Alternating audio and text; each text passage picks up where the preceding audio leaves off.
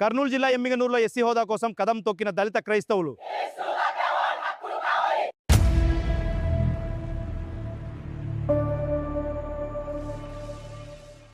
నవ క్రైస్తవ్యమా మేలుకో, ఒకరి బాధను నిబాధగా తీసుకో.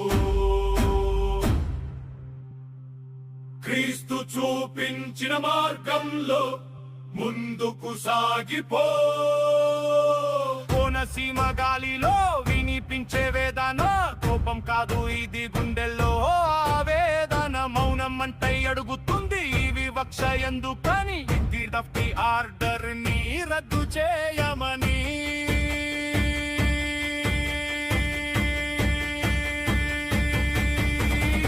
అడుగుతోంది దళిత జవాబు చెప్పరా చెప్పరా. అడుగుతోంది మౌనం న్యాయం ఎక్కడా ఎక్కడా.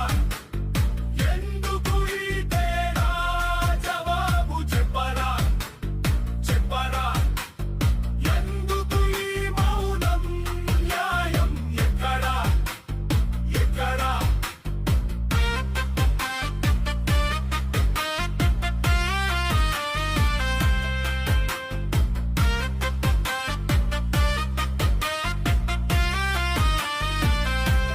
హక్కులను మనం కాపాడుకోవలసిన బాధ్యత మన మీద ఉంది. మనము దానికోసం పోరాటాన్ని జరిగించాలి. What we're demanding is not what is outside of the purview of the constitution. మనకు రాజ్యాంగం కలిగించినటువంటి హక్కులు within the parameters of our constitution given by doctor B R Ambedkar.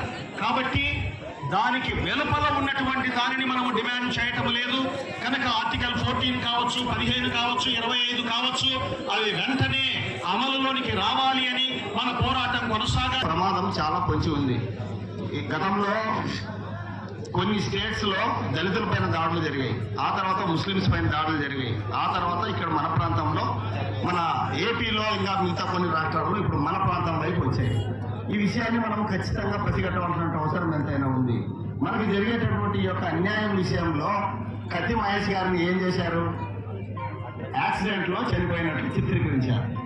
అదేవిధంగా మన హక్కుల గురించి మాట్లాడితే, అదేవిధంగా మొన్న పగడాల ప్రవీణ్ అన్న గారు మన హక్కుల గురించి, చట్టాల గురించి, మనకి జరిగే అన్యాయం గురించి మాట్లాడితే తాగి, దయచేసి అరవద్దండి,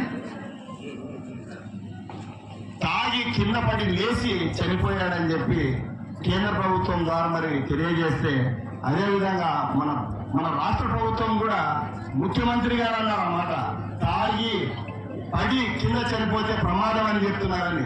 సిగ్గు లేదా అని చెప్పి ఈ యొక్క కుటుంబ ప్రభుత్వానికి నేను తెలియజేస్తా ఉన్నా. ఆరాధ్య దైవంగా యేసుక్రీస్తుని పూజిస్తే ఆ తర్వాతగా మత ప్రవక్తలు అయితేనేమి, అదేవిధంగా దూతలుగా ఏ విధంగా అయితే భావిస్తారో మా మతానికి సంబంధించినటువంటి పెద్దలు మా కొరకు పోరాటం చేస్తుంటే వాళ్ళందరినీ ఒక్కొక్కరిని ఏరుకుని తింటా ఉన్నారు. మీకు సిగ్గు లేదా అని చెప్పి నేను తెలియజేస్తా ఉన్నా. మీరు మమ్మల్ని గతంలో గుడిలోకి రాయలేదు. మీరు గుడిలోకి రాణించినప్పుడు మమ్మల్ని మిషనరీస్ మా దగ్గరకు వచ్చి మీకు ఏమి కావాలో ఆకలితో ఉన్నారా, లేకపోతే అంటే మీరు అనారోగ్యంతో ఉన్నారా అని చెప్పి తెలియజేసి మా అందరికీ అనారోగ్యంగా ఉంటే మెడిసిన్ ఇచ్చారు. అదేవిధంగా ఆకలితో ఉంటే అన్నం పెట్టారు. అదేవిధంగా ఇబ్బందులతో ఉంటుందంటే మా ఇబ్బందులను తీర్చారు. కాబట్టి వాళ్ళ దగ్గరను తీసుకున్నారు. వాళ్ళ దగ్గర తీసుకొని యేసుక్రీస్తు దేవుడు అని చెప్పారు. దానికనే మేము అందుకోసమే క్రైస్తత్వాన్ని మేము స్వీకరించాము.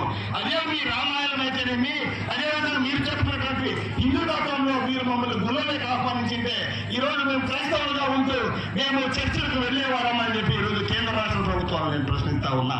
కాబట్టి మీరు చేసినటువంటి ఈ తప్పిదం వల్ల ఇది జరిగింది. ఈ రోజు మళ్ళా గోవింద దళిత గోవింద అని చెప్పి మరి మీరు ఒక టెంపుల్స్ తీసుకొని దళిత వాళ్ళకి పరిమితం చేసి మీకు గుళ్ళు కట్టిస్తున్నాము, ఆ గుళ్ళకు వెళ్ళండి, మీ దళితుల మీకు దగ్గర గుడి కట్టిస్తున్నాం వెళ్ళండి అంటే దాని అర్థం ఏంటి? మీరు మాకు సంబంధించిన ఒక ఊరికి సంబంధించినటువంటి గుళ్ళోకి మీరు రావద్దండి దాని అర్థం. దాని అర్థం అంటరాంతరం కాదా అని చెప్పి కేంద్ర ఎవరో కాదు మాట్లాడింది. ఈ దేశానికి మొట్టమొదటి ప్రధానమంత్రి క్రైస్తవులు నిద్రపోతున్న సింహాలు, వాళ్ళు నిద్ర లేపొద్దండి. లేస్తే ఇలాంటి పరిస్థితి వస్తాయి. ఆనాడు ఏనాడో చెప్పాడు, అది గుర్తుంచుకోండి. ఈరోజు దళిత క్రైస్తవుల్ని బీసీసీలా చేస్తే వారికి బీసీలో ఉన్న క్రైస్తవులకు గౌరవం దక్కుతుందా? నేను బీసీసీ, నేను క్రైస్తవుడిని, నా సస్తే నా శవాన్ని బీసీ సమాజంలో పెట్టగలరా? నా సమాధిని పోలీసులో పెడితే ఒప్పుకుంటారా? నేను బీసీసీ, నేను క్రైస్తవుడిని. ఈ అస్పృశ్యత, ఈ అంతరాయతనము, ఈ వెనుకబాటుతనము ఊరికి ఉత్తరాన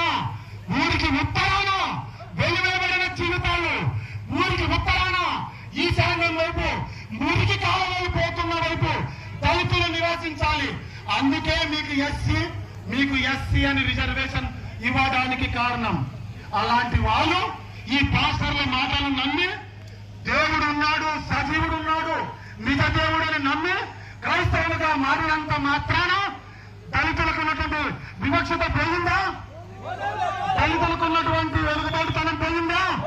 ఎవరో ఇద్దరు కలెక్టర్ అయ్యారు, ఎవరో ఇద్దరు చదువుకున్నారు, అందరూ ఉద్యోగస్తులేనా? ఇలాంటి వేలాది మంది, లక్షలాది మంది దళితులు ఇంకా ఉండవా? మేము ఇంకా రాజ్యాధికారం పొందకుండా కేవలం 29 స్థానాల్లో, అది ఎస్సీ రిజర్వేషన్ లో ఎమ్మెల్యేలైనటువంటి ఆ నాయకులకు భక్తిలో ఉన్నటువంటి వ్యక్తులు తప్ప ఎవరైనా మామూలు ప్రదేశాల్లో ఈ ఎమిగినూరు లాంటి ప్రాంతంలో దళితుల వాడు ఎమ్మెల్యే అయినప్పుడు అప్పుడు ఏ కాస్ట్లో పెడతారో, ఏ కులంలో పెడతారో, ఏ మతంలో పెడతారో, ఏ రిజర్వేషన్ లేకుండా చేస్తారో ఆ రోజు చేయాలి. కానీ ఇటువంటి పరిస్థితుల్లో మమ్మల్ని ఎస్సీల నుంచి బీసీలుగా మార్చినంత మాత్రాన ఏమేమి ప్రయోజనం లేదు. ఈ రోజు దేవుడు గొప్ప దేవుడు క్రీస్తు అని వాళ్ళు ఒప్పుకున్నారు. ఒప్పుకున్న విధానం బట్టి ఈ క్రైస్తవులో కులాలు లేవు, ఈ క్రైస్తవులో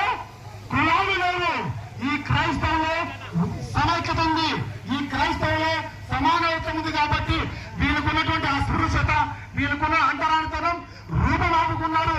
వీళ్ళందరూ క్రైస్తవులుగా మారడం మూలంగా వీళ్ళకందరికీ గౌరవం వచ్చింది, ఆత్మగౌరవం వచ్చింది అనుకుంటున్నారు. ఎక్కడ వచ్చింది? సరే వస్తే మమ్మల్ని బీసీసీలుగా ఒక్క సీటు కోసం ఇవ్వడానికి మమ్మల్ని ఈ దళిత క్రైస్తవుల్ని మీకు దమ్ముంటే క్రైస్తవులంటే ఇచ్చేవాళ్ళే, క్రైస్తవులంటే ప్రాణాలు కూడా అర్పించేవాళ్ళే. ఈ రోజు ఈ దళిత క్రైస్తవుల్ని బీసీలుగా కాకుండా ఓసీలుగా ఇవ్వండి. ఏం ఓసీలుగా ఇవ్వండి. ఓసీలో ఇచ్చిన 10% రిజర్వేషన్ లో ఈ రోజు ఎస్సీలకు ఉన్నటువంటి 10% రిజర్వేషన్ ని 10% ఆ రోజు క్రైస్తవం ఒప్పుకున్న ప్రతి ఒక్కరికి అందలాగా ఈ దేశంలో అగ్రకులమైనటువంటి క్రైస్తత్వానికి, అగ్రకులస్తులకు 20% ఇవ్వండి. అంతేగాని ఎస్సీలుగా 10% వద్దు. మనం క్రైస్తవులుగా అగ్రకులంగా ఉందాం, 20% తీసుకుందాం. బీసీసీలో ఉన్నటువంటి 1% కూడా కలుపుకొని 21% ఏంటి 21% ఈ క్రైస్తవులు పొందేలాగా మనమందరూ పోరాటం చేద్దాం. అలా ఇలా తీసుకున్నాడం కాదు, రగులుతున్న గుండె ఇది, కాలుతున్న గుండె. కాబట్టి నేను చెప్తున్నాను, క్రీస్తనగా అగ్రభాగమే, క్రైస్తవనగా అగ్రభాగమే. దానికి ఇవ్వండి, ఓసీగా ఇవ్వండి, మేము సిద్ధంగా ఉన్నాం. ఇలాంటి విషయాలు మీ అందరికి చెప్పినందుకు, మీరు అన్నందుకు సలాం అలైకుం. ఈ రోజు ఎందుకు చెప్తున్నా అంటే నా